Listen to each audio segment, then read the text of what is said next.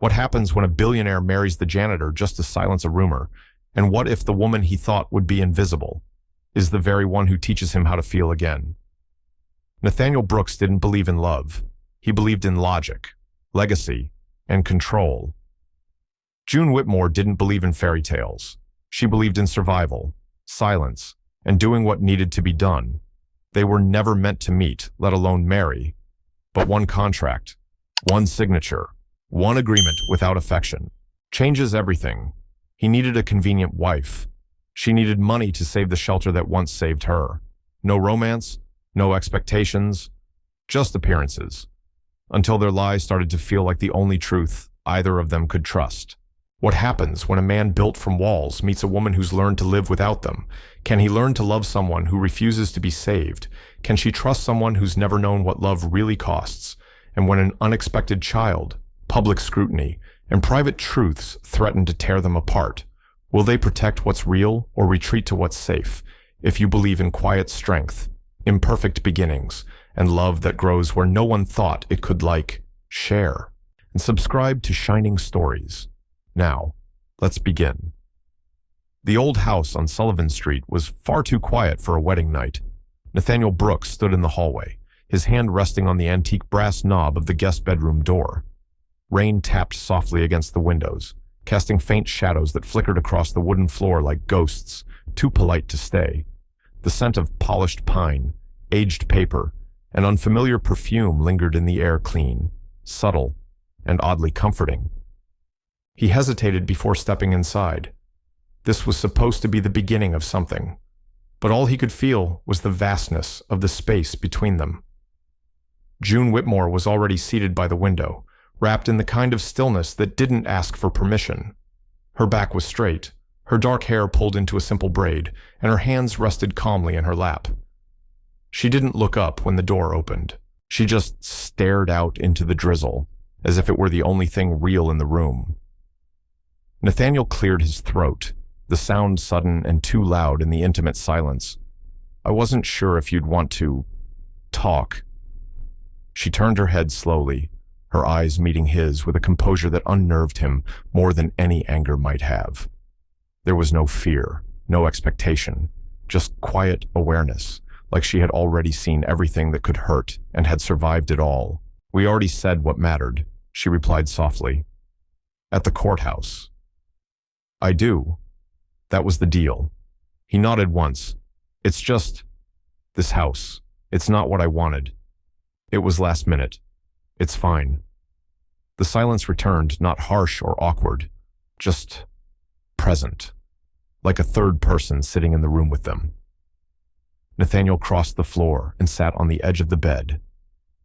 The mattress sighed under his weight. His tailored shirt clung to his back, the collar slightly damp from the rain outside. He loosened his tie and looked over at her again. "You're not afraid," he said. It wasn't a question. June tilted her head, a faint smile tugging at one corner of her lips. "Of you?" she asked. He didn't answer. Her voice dropped to almost a whisper. "I've lived in places where I couldn't sleep because rats crawled under my pillow, where the only noise I heard at night was someone crying through the wall, where kindness was traded like cigarettes. This," she gestured around the room, "this is quiet and clean. I don't need more than that." Nathaniel stared at her. He had built empires from code, negotiated contracts that affected thousands, bent billion-dollar markets to his will. But now, he sat across from a woman who had nothing, and she made him feel like he was the one without power. He rubbed his hands together, a nervous gesture he hadn't done since college. "You really don't care about the money." June chuckled, soft and low. "I care about keeping the doors open at the place that raised me. That's not the same thing as caring about money." Silence again, only this time, it felt less like a wall and more like a waiting room. "I didn't expect you to be like this," Nathaniel admitted, "and I didn't expect to be married to a man who can't meet someone's eyes for more than 5 seconds. That stung a little, but he deserved it." She stood up then, walked toward the bed, and stopped just in front of him. Her eyes were level with his, warm but steady, not flirtatious, not shy, simply present. I won't take your bed, she said, voice quiet but firm. Not because I'm afraid, but because tonight, we're strangers, and I don't sleep beside strangers. Nathaniel nodded slowly. Then I'll take the couch. She surprised him by reaching out, placing a hand gently on his arm. Her fingers were cool, her touch light, but it grounded him. You don't have to keep pretending, she said. It's okay to be unsure. I am, too. With that, she stepped back, picked up her overnight bag, and disappeared into the guest room. The door clicked shut, not harshly, but with finality. Nathaniel sat there for a while. The rain had eased into a mist, brushing against the windows like a lullaby for the broken-hearted. He loosened the last button on his shirt, leaned back, and stared at the ceiling. This was not the beginning he'd planned, but maybe it was the one he needed. Charleston rarely saw snow, but that winter evening carried a kind of stillness only cold weather could bring. Nathaniel Brooks stayed late at the office again, his custom, especially during weeks when the board became restless and investors whispered about innovation like it was a race, not a craft.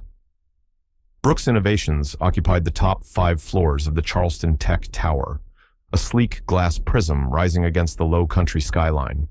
At this hour, the building was mostly empty. Lights dimmed, cleaners gone, security on a slow loop, except he wasn't alone.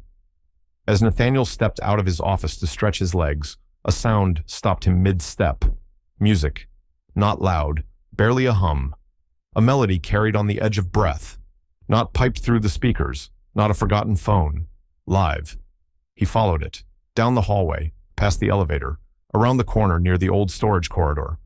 The melody wove through the air like a thread pulled from some long-forgotten tapestry.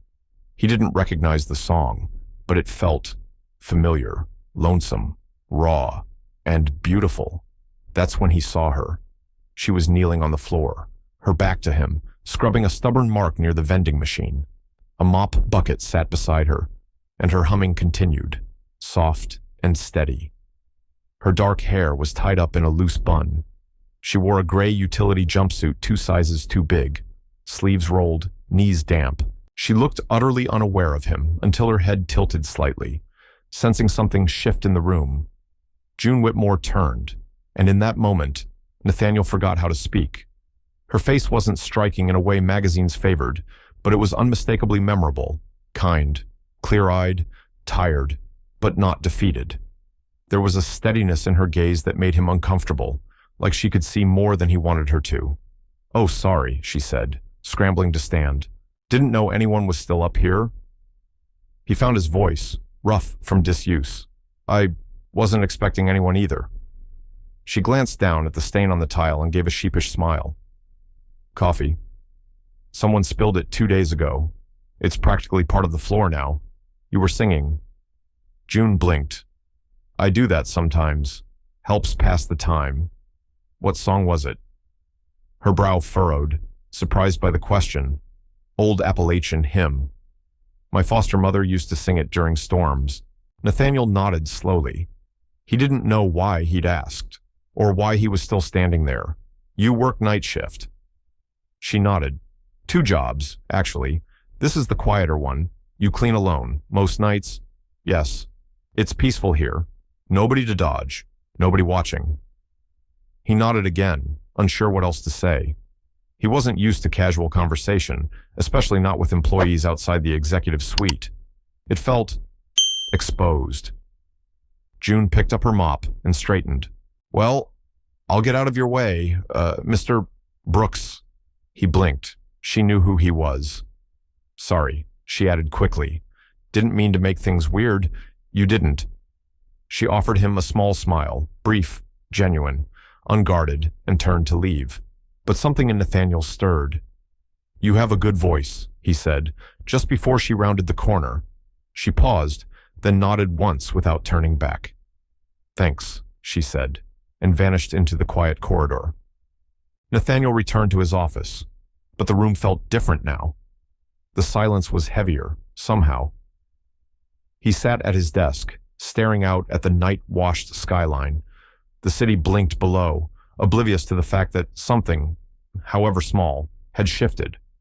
For years, he had buried himself in structure, data, systems, and silence. That moment, barefoot and uninvited, had crept into his world like a thread of warmth under a closed door. He didn't know her story, didn't know her pain, didn't even know her middle name. But he knew the feeling she left behind. And for a man who controlled every corner of his life, that unsettled him more than he wanted to admit. 2 weeks passed. Nathaniel Brooks hadn't heard the hymn again, not in the quiet corridors of Brooks Innovations, not in the polished marble lobby, not even in the corners of his mind where it had softly nested after that strange winter night. But she stayed, not physically. June Whitmore wasn't someone who sought attention. She moved through the building like a careful thought present, but not disruptive, yet something about her lingered. He began noticing things. The coffee stain that had haunted the hallway was gone. So was the creaky hinge on the emergency stairwell door repaired. He assumed, by the same hands that hummed old hymns at midnight. A small potted plant now sat on the reception desk on the 30th floor. No one admitted putting it there, but someone had to care enough to bring life into that sterile space. One afternoon, after a board meeting that left him exhausted and vaguely bitter, Nathaniel took the stairs instead of the elevator. He rarely did that, but something compelled him to move. On the 25th floor landing, he paused. There, on the cold cement step, sat June, alone, eating a sandwich that looked like it had been folded in wax paper hours ago. Her knees were pulled close, her bag beside her, and her eyes gazed out the small window facing west toward the harbor. He wasn't sure why he stopped, or why he spoke. "You always eat here." June looked up, blinking as if pulled from somewhere far away. "Sometimes. It's quiet. Vending machine doesn't judge me for bringing peanut butter." Nathaniel raised an eyebrow and sat on the opposite step. "You could eat in the cafeteria." She shrugged. "Not really my crowd." They sat in silence for a moment, the kind that doesn't press for words. It wasn't awkward, it was human.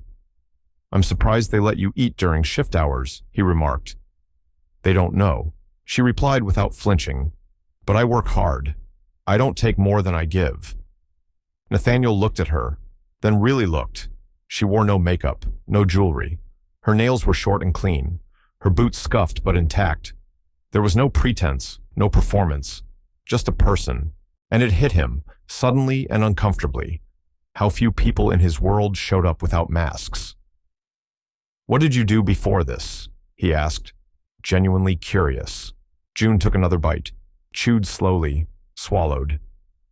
"I was a caregiver for 6 years, mostly elderly. Some hospice. That's heavy work." She nodded. "It was. But good work. Honest. Until the place got bought out by a chain. They let the older staff go. Said we cost too much." He frowned. "That's ridiculous." She smiled faintly. "You'd be surprised what people cost once they turn 50. Nathaniel felt something twist in his chest. Not pity, he knew better than to insult her with that. It was respect, oddly mingled with guilt. In his own company, countless decisions were made without faces attached, budgets trimmed, contracts cut. He wondered how many Junes had vanished into the system without a sound. "I'm sorry," he said quietly. June tilted her head, surprised. "For what? For being someone who's never noticed people like you before." She paused, then gave him a long, unreadable look. Better to notice late than never at all. A few days later, Nathaniel caught a glimpse of her again, this time through a partially open door to the break room. She was tending to someone's hand, an older man, the security guard from downstairs. He'd burned himself on the coffee machine. June was wrapping his palm with a practiced gentleness that made Nathaniel pause. "You don't have to do that," the guard muttered. "It's fine," June said. "I used to wrap burns for the kids at the shelter. Your skin's not much different, just grumpier." The old man chuckled. Nathaniel smiled, quietly. He stepped away before they saw him. That night, as he sat at his desk, staring at his screen filled with numbers, projections, mergers, he realized something unsettling. He didn't want to just notice June Whitmore anymore. He wanted to understand her, and that more than any scandal, lawsuit, or acquisition terrified him. Nathaniel Brooks had been in hundreds of negotiations. He had stared down hostile investors, dissected acquisition offers, and once convinced a billionaire competitor to walk away from a merger over a single sentence in a contract. But this wasn't a boardroom, and the woman sitting across from him wasn't a rival. She was something far more dangerous. June Whitmore sat in the guest chair of his private office, still in her janitor uniform, hands folded calmly in her lap, eyes steady. She had no idea why he'd called her up, but she wasn't nervous, just watchful. Nathaniel leaned forward, fingers laced. What I'm about to say may sound strange. That's usually how bad ideas begin, she replied without blinking. He almost smiled. There's a situation. He began. A journalist just published a story implying I've been having a secret affair with the daughter of a real estate tycoon. It's not true, but perception matters more than truth in this business. June nodded once. You need a distraction. I need a wife, he said, straight to the point. She blinked. Excuse me, just on paper. A legal marriage. No romance, no intimacy. A press-ready narrative that quells speculation and stabilizes our stockholders. In return, I'll compensate you. Generously. June stared at him, not in shock, but in assessment. Why me? Nathaniel hesitated. It was a valid question, one he had considered for days. Because you're invisible, he said carefully. You're not in the public eye. You have no social media presence, no scandal, no baggage. You're honest, quiet. You don't want power or attention. You won't make things complicated. He regretted the words as soon as they left his mouth.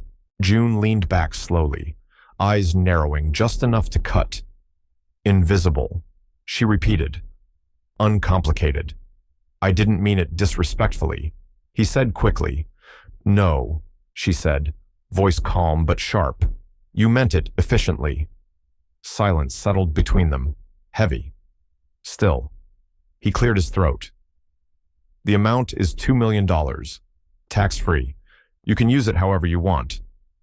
I know you've been trying to save the women's shelter in West Ashley. Who told you that I have access to a lot of information? She stood, apparently so. Nathaniel rose as well. I'm not asking you to be something you're not. Just a name, a face. A quiet presence beside me for the cameras, nothing more. June walked to the window. Outside, the Charleston harbor shimmered in the distance, pale and cold. 2 million, she said finally. That's more than what I'd make in 10 lifetimes. He stayed quiet. And you expect me to just take your hand in front of the world? Wear your name like a costume? It's a choice, he said gently. You can say no. She turned toward him, face unreadable. I've spent most of my life watching people like you walk past people like me, never noticing. Now you want to buy my silence, my presence, my smile. It's not like that, he said. But even as he did, he knew it was. Her voice lowered. What makes you think I won't use this to ruin you? He looked her in the eyes. Because you're not that kind of person. That silenced her for a moment. Finally, she spoke. I'll do it. Nathaniel exhaled, surprised at how much relief he felt. But not for you, she added. For the shelter, for the girls who think no one sees them. He nodded. Of course. She picked up her bag. At the door, she paused. Mr. Brooks, she said without looking back. Yes, you might want to stop assuming people are invisible just because you don't know how to see them. And with that, she walked out, leaving Nathaniel standing in his tailored silence, surrounded by power, but suddenly unsure of how much of it actually mattered. The ceremony lasted 15 minutes. No music, no guests outside the necessary few. Just the city clerk, 2 witnesses, and a photographer hired to capture what the media would later call a tasteful, intimate civil union. The press release had already been drafted. In a surprising but heartwarming decision, CEO Nathaniel Brooks marries longtime acquaintance and Charleston native June Whitmore in a quiet, private ceremony. Acquaintance. That was the word the PR team agreed on. It was vague enough to avoid questions, warm enough to suggest history, and neutral enough to calm investors. June wore a modest ivory dress purchased by one of Nathaniel's assistants. It fit, but not perfectly. The sleeves were a little short. The fabric itched. Her hair was pinned up by someone she didn't know, and her makeup was applied by a stylist who didn't ask for her opinion once. She felt like a mannequin. Nathaniel looked sharp. As always, dark suit, silver tie, cufflinks engraved with the Brooks Innovations logo. He stood tall beside her, hand steady as they signed the paperwork. He didn't smile, but he didn't frown either. His expression was practiced, smooth, unreadable. When it was time for the rings, he hesitated for the first time, just a fraction of a second. A breath caught in his throat. Then he slid the band onto her finger. June's hands didn't shake, but inside, something felt heavier than the gold on her skin. The camera clicked. Once, twice, then it was done. No kiss, no vows beyond the legal minimum, no music to swell, just silence and the faint hum of traffic outside. They stepped into the black sedan waiting curbside. The driver, an older man in a dark cap, offered a polite nod.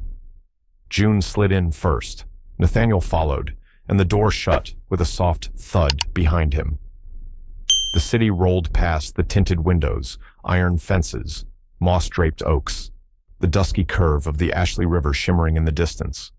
I hope it wasn't too uncomfortable, Nathaniel said, finally breaking the silence.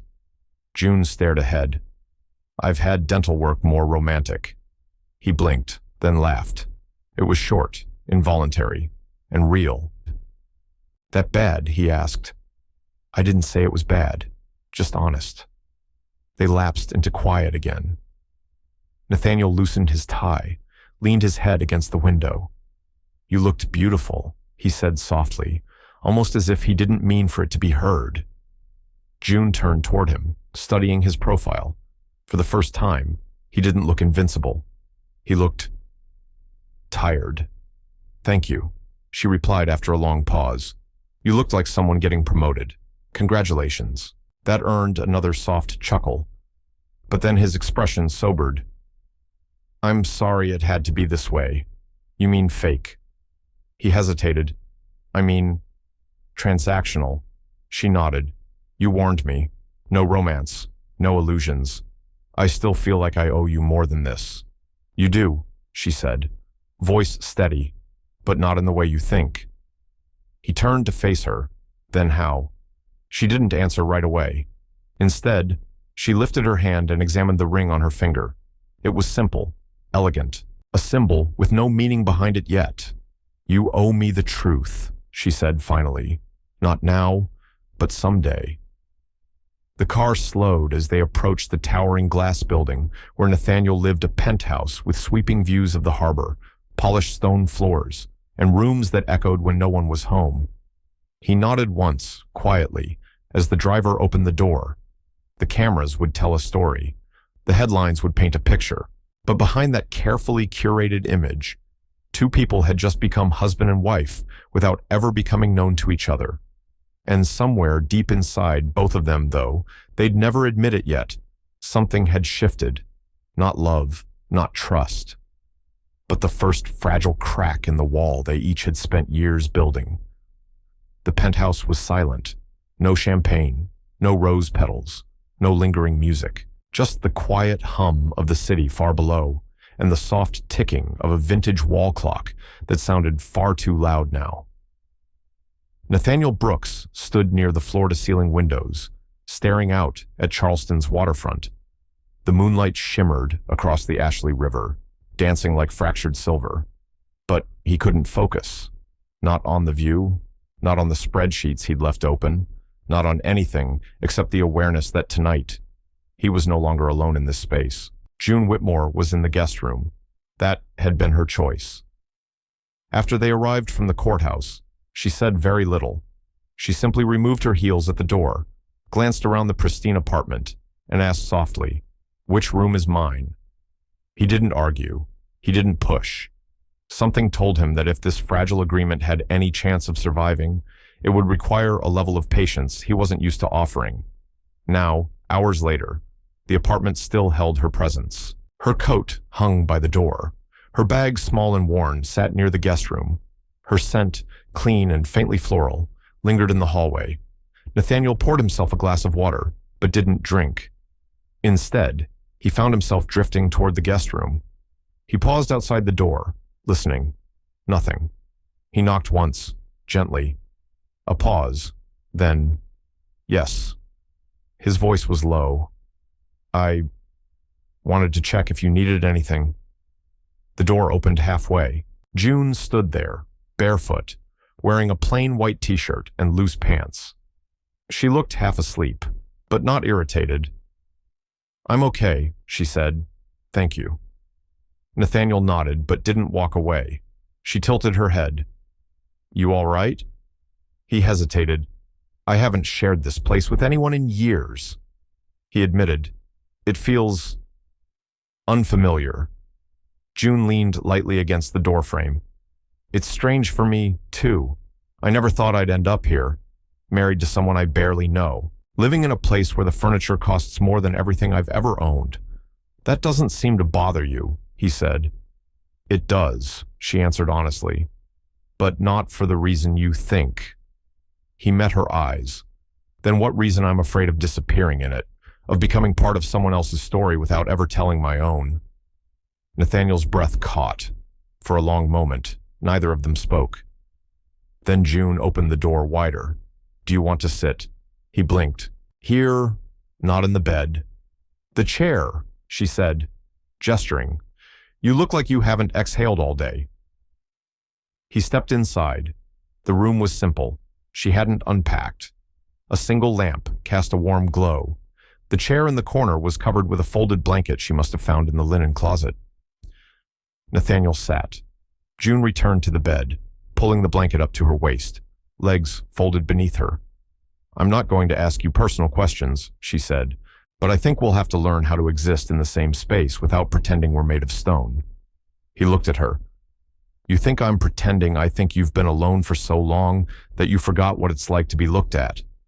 Really looked at?" His throat tightened. "You hide it well," she added gently, "but I see it. The way your jaw clenches when you're quiet.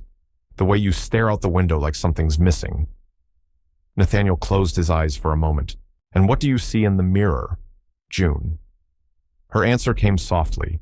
A girl who learned too early that survival and loneliness sometimes walk hand in hand. That silenced him more than any argument could. Finally, he stood. "I won't intrude. I just needed someone to talk to." June nodded. "You can come back, if you ever want silence that doesn't echo." He gave her a small, grateful nod and turned toward the door. But just before he stepped out, she spoke again. "Nathaniel." He looked back. "I'm not your shield or your prop. I'll keep your secret, but don't confuse that with silence." He swallowed hard. "I won't." Then he left the room and returned to his own, where the bed felt larger than ever and the sheets far too cold. For the first time in years, he lay awake, not because of work or pressure or deals, but because of the sound of her voice in the dark, not accusing, not demanding, just human. And for Nathaniel Brooks, that was more intimate than any kiss could ever be.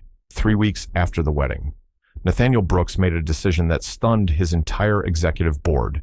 He stepped down from daily operations at Brooks Innovations, not permanently, not publicly, but enough to silence the murmurs that his focus had shifted. Enough to give him time, though he didn't know what he was truly searching for.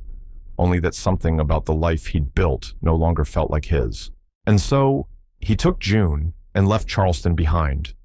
They drove for hours, no bodyguards, no press trails, no GPS chirping, just the low hum of the road, the rhythm of tires on pavement, and silence broken only by June, occasionally humming to herself, quietly, as if comforting the trees they passed. Their destination was Old Seaside Cottage, tucked deep in the woods near a forgotten inlet on the edge of the state. Nathaniel had bought it years ago, intending to flip it for profit. But something about its wild overgrowth and leaning walls had stopped him from selling. He had never stayed there overnight. Now, it would be their home. When they arrived, June stepped out of the car first, eyes sweeping over the moss-covered shingles, the porch with its crooked railing, the sound of gulls in the distance. She turned slowly toward Nathaniel. "This place doesn't feel like you." "It isn't," he replied, "but maybe that's why I brought you here."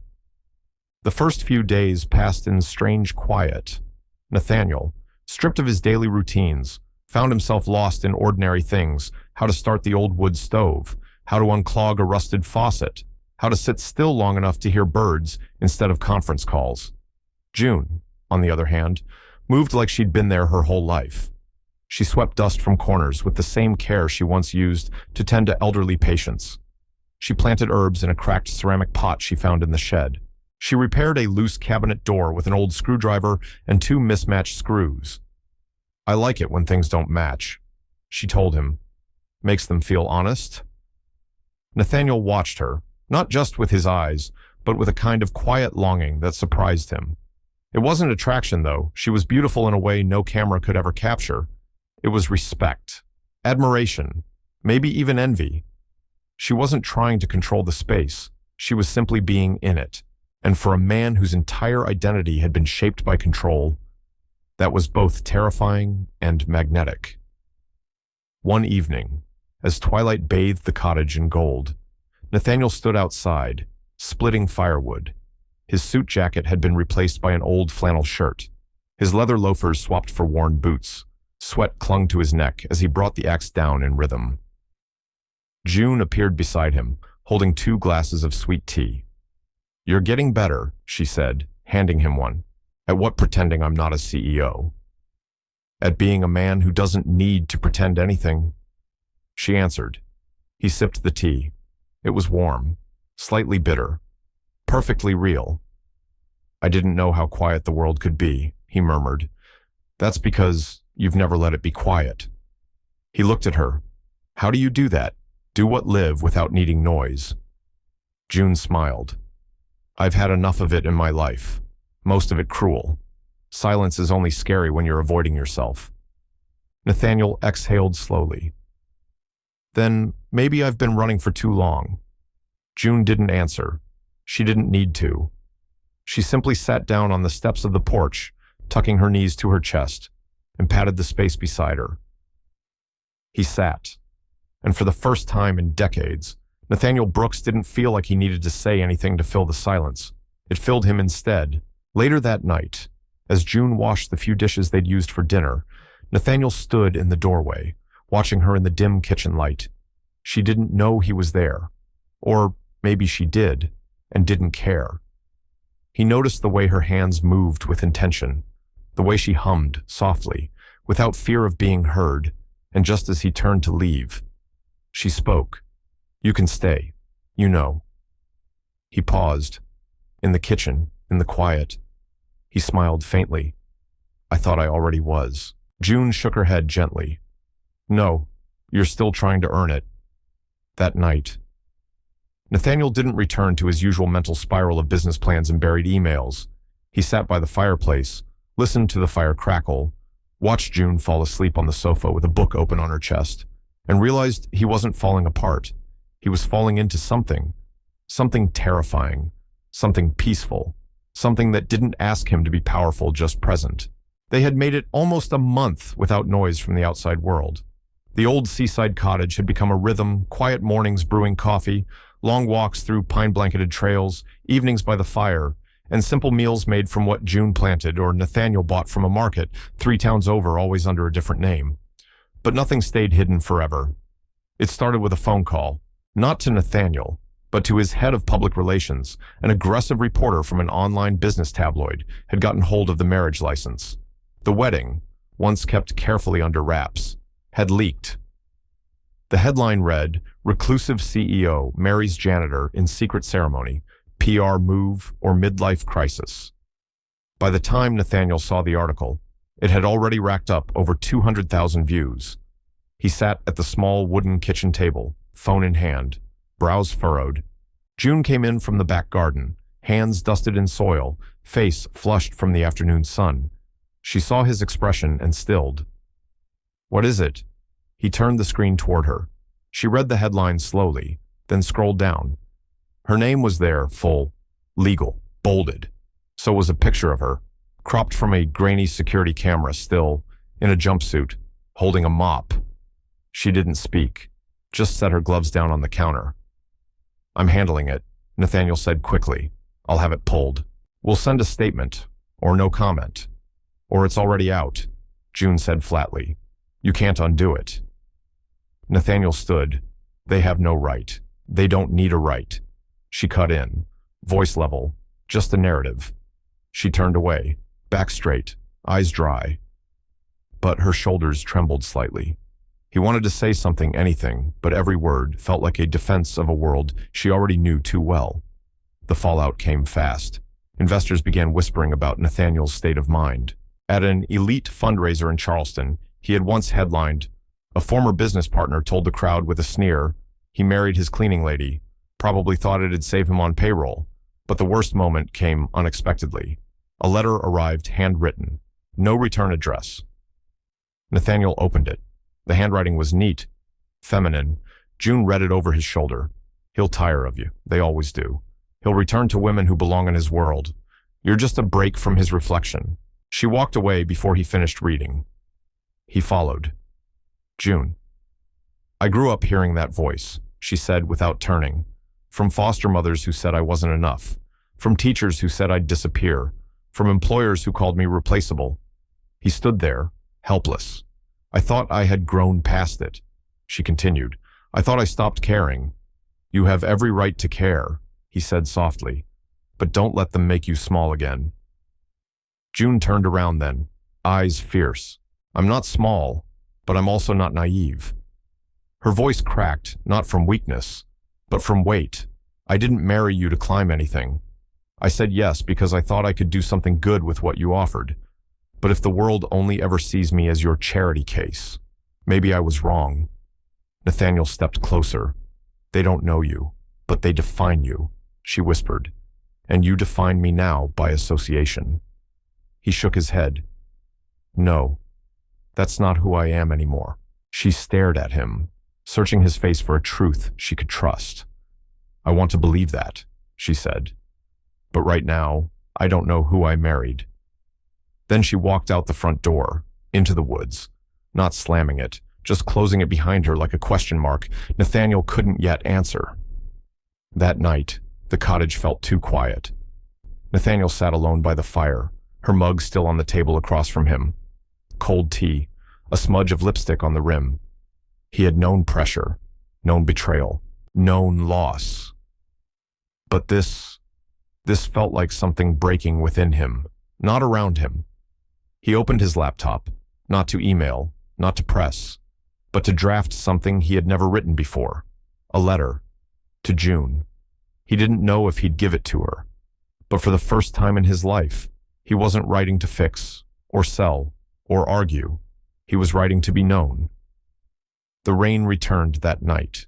Not a soft drizzle like before, but a relentless, pounding storm that lashed against the windows of the cottage. Wind shrieking through the pine trees like something angry had been let loose. June hadn't come back. Nathaniel checked the trail 3 times with a flashlight in hand. He knew she wasn't reckless. She knew the woods. But still, worry gnawed at his chest like hunger. The letter he'd written remained folded on the table, damp at the corners from his sweat-slick fingers. When the door finally creaked open near midnight, Nathaniel looked up from the couch like someone waking from a nightmare. June stepped in slowly, soaked to the skin, hair plastered to her face, eyes unreadable. He stood immediately. "You're freezing. Let me get don't," she said, voice flat. He froze. June peeled off her coat and dropped it on the floor. Her hands trembled, not from cold, but from something older, something deeper. "You okay?" he asked carefully. "No," she said, "but I'm done pretending I am." She crossed the room, her steps quiet but sure, her eyes never left his. "I've spent my whole life trying not to be a burden," she began, voice shaking with restraint. I was the foster kid who didn't ask for seconds, the employee who never took sick days, the girl who always left before anyone could leave her. Nathaniel said nothing, and then you walked in. She continued, offering a solution wrapped in silence. Money, protection, distance, all very neat. Very controlled. He swallowed hard. I never meant to hurt you. You didn't mean anything. Nathaniel, that's the problem. You don't know how to feel unless it's measured. She stepped closer. You married me like I was a solution, a firewall, a PR strategy. No, he said softly.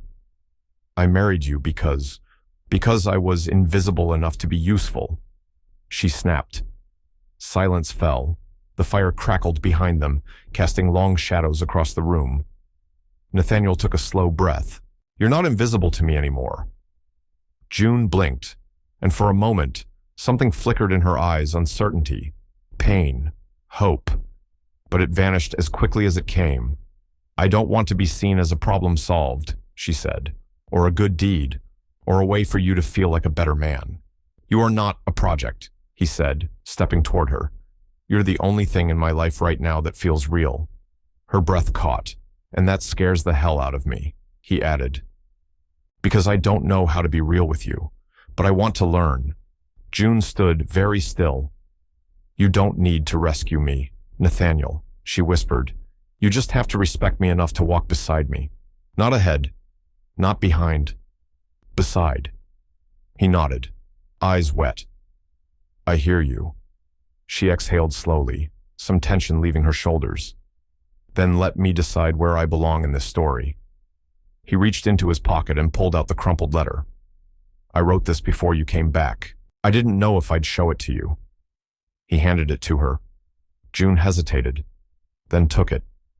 I'll read it, she said, later, when it's quiet. She turned toward the hallway, stopped. I'll stay tonight, but not because you asked, because I chose to. Then she disappeared into the guest room and gently closed the door. Nathaniel sat back down, heart pounding. She had walked away, but not out, and that meant everything. The rain returned, not as a drizzle, not like the steady rhythm of Part 9. This time, it came like a warning. Thunder cracked the sky open, and wind howled through the trees around the old seaside cottage. The power flickered once, then went out completely. Darkness swallowed everything, save for the faint glow of a lantern June had lit in the living room. Nathaniel sat by the fireplace, trying to read by the trembling light, but his eyes weren't on the page. They were on the hallway, on the guest room door that had remained closed for the last 2 hours.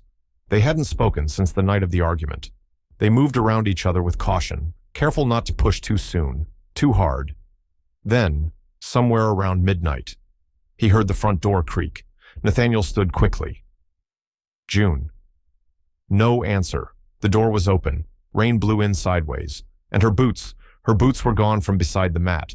He grabbed his coat, flashlight, and keys and ran into the storm. There was only one place she might have gone, Ashley River Bridge. It wasn't far, half a mile through the woods, a trail they'd walked once together on a sunnier day.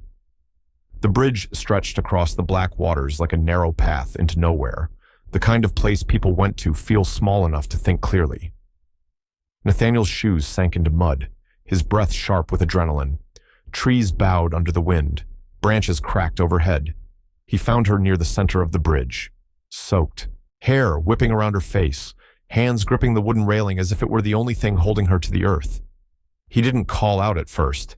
He just stood there, catching his breath, heart pounding for more than the run. Then, softly, June. She didn't turn around. You shouldn't be out here, he said, stepping forward. It's dangerous. I've been in worse storms, she replied. This one at least makes sense. Lightning lit up the river below. Nathaniel stepped beside her, close, but not too close.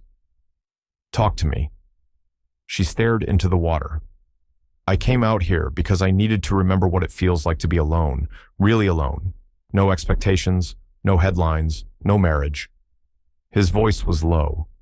You're not alone, but I feel like I am, she said, barely above a whisper. I feel like I've been screaming inside a soundproof life. He swallowed. I know I've failed you. June turned to him now, slowly, her face streaked with rain and something deeper. I don't need you to fix that, she said. I just need you to stop hiding behind what you think love is. He froze. What do you mean I think you believe love is quiet and controlled and looks good on paper? But love is messy, Nathaniel. It's loud. It's terrifying. It demands things of you, things you can't calculate or predict. He looked away. I'm not asking you to love me yet, she continued, but I'm begging you to at least stop loving me like I'm a risk you're trying to manage.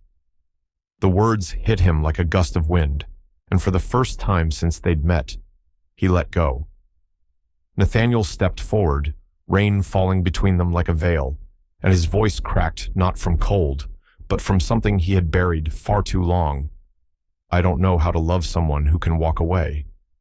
June blinked. Why? Because every woman I've ever loved has left. My mother, my first love. They all walked away without turning back. His voice trembled. So I built a world they couldn't leave, a life too stable to abandon, a career too successful to disappoint. And then I met you. She stared at him, tears indistinguishable from the rain. And for the first time, he whispered, I was afraid, because you're the first person I never wanted to control, only to understand, and I didn't know how. June's face softened. He took another step.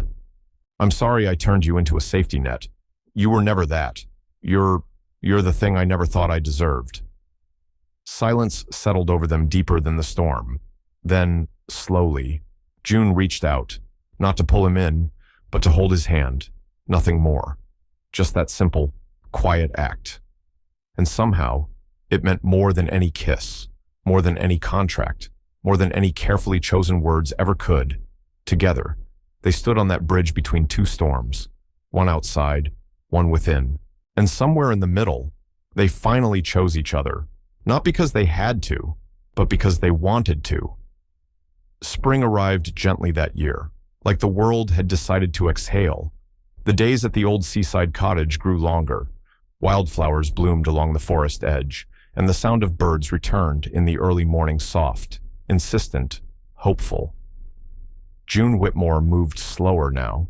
She had a glow not the kind people write about in glossy magazines, but something quieter, a stillness, a groundedness. Her hands still tended to the garden, still fixed loose doorknobs and stirred soup with care, but her other hand now often rested gently on her stomach, protective and aware. She was 7 months pregnant. Nathaniel Brooks was terrified, not of the baby, though the thought of holding something so fragile made him nervous, but of how much he already loved this child, how much he wanted to get it right. He spent hours reading parenting books, fixing the leaking roof, painting the spare room a soft green, ordering, then canceling, then reordering a crib he wasn't sure was safe enough. You can't build a baby like you built your company, June told him one evening, smiling from the armchair, belly curved under her sweater. I know, he muttered, screwing the last piece into a rocking chair, but if I could draft a launch plan, you'd still mess it up. She teased. He laughed. It felt good, real, like his chest had made room for something beyond fear. In the 8th month, June grew more tired. Her ankles swelled. The nights were shorter, but her voice never lost its calm. Her eyes never stopped watching Nathaniel with a quiet amusement, like she knew he was slowly becoming someone he didn't think he could be. Then came the storm. It returned without warning, violent and fast, ripping through the trees with a fury neither of them had seen since that night on the Ashley River Bridge. The power went out, the roads flooded, and sometime around 3 a.m., June's water broke. Nathaniel panicked. To his credit, he didn't scream. He paced, fast, checked his phone, no signal, opened the front door and immediately slammed it shut as wind and water poured in. June, somehow, was the calm one. Look at me, she said, as he spun in circles, looking for keys he already had in his hand. Nathaniel. He stopped. Her voice was firm. I'm not going to make it to the hospital. You're going to help me. Here. Now. His face went pale. "June, I trust you," she said simply. "That's all that matters." And somehow, that broke the fog. He boiled water, laid out towels, found the emergency kit. She coached him through every step, her breaths deep, her grip fierce, her eyes never once leaving his, especially when he was most afraid. "You're doing good," she whispered once, between contractions. "You're here." That was all she needed, and he was. 2 hours later, under the flicker of a battery-powered lantern, June let out a final cry, and the world changed. Their child's cry pierced the room, raw, alive. Nathaniel caught the baby with shaking hands, tears streaming freely down his face. It was a girl. He wrapped her in a blanket, held her to June's chest, and watched the two most powerful people in his life breathe as one. For a long moment, he didn't speak. Then, voice cracking, he whispered, "Thank you." June looked up. "For what? For making me into someone I never thought I could be." She smiled, exhausted, radiant. "You did that yourself." He shook his head. "No. You just gave me something real enough to become it for." Outside, the storm passed. Inside, a family was born. Not perfect, not planned, but true. The morning after the storm broke with stillness. No sirens, no wind, no rain, just the quiet sound of birds returning to trees and sunlight slowly stretching across the hardwood floor of the old seaside cottage. Nathaniel Brooks sat in a worn rocking chair beside the small crib they'd built together. In his arms was his newborn daughter, barely the size of his forearm, wrapped in a soft cotton blanket, her tiny hand curled against his chest. June Whitmore lay asleep on the couch nearby, her breathing slow and even, a calm that only came from exhaustion and peace woven into one. Nathaniel had never felt more awake in his life. He looked down at his daughter and whispered, "I used to believe success meant never needing anyone." The baby shifted gently. He smiled. "I built a world where no one could touch me, and then you came. Both of you." He touched the baby's cheek with the back of his finger, tentative, reverent. "You don't know this yet, but I'm not the man I used to be. And maybe that's the greatest gift you'll ever give me." The baby let out a soft sigh. Nathaniel laughed under his breath. "That's fair." He looked over at June. He remembered the day he first saw her kneeling by a vending machine, humming to herself, like the world didn't owe her anything. He remembered thinking she didn't belong, that she was out of place. But he was wrong. She hadn't been out of place. She was the only thing in his world that had ever truly been in the right place. And now, so was he. 3 months later, life had taken on a new kind of rhythm. Nathaniel had returned to Brooks Innovations not full-time, not to chase headlines, but to steer it with intention. He implemented new policies, maternity leave extensions, mental health support, community-based hiring. He personally funded a program connecting foster youth with apprenticeships in tech. He didn't announce it in press releases. He let the work speak. At home, he changed diapers, burned pancakes, learned lullabies, sat beside June during 3A feedings, whispering about everything and nothing. He no longer feared being still. He no longer feared being known. One evening, as they watched the sunset bleed into the trees from their porch, June leaned into his shoulder. "You seem lighter," she said. "I am," he replied. She smiled. Because of her, he looked at their daughter sleeping inside, the soft baby monitor humming beside them. "No," he said, "because of you. She made me a father, but you made me human." June turned her face toward him. "Do you regret how it started?" Nathaniel thought for a long moment.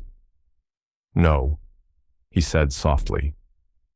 "Because if it had started any other way, I might have missed you."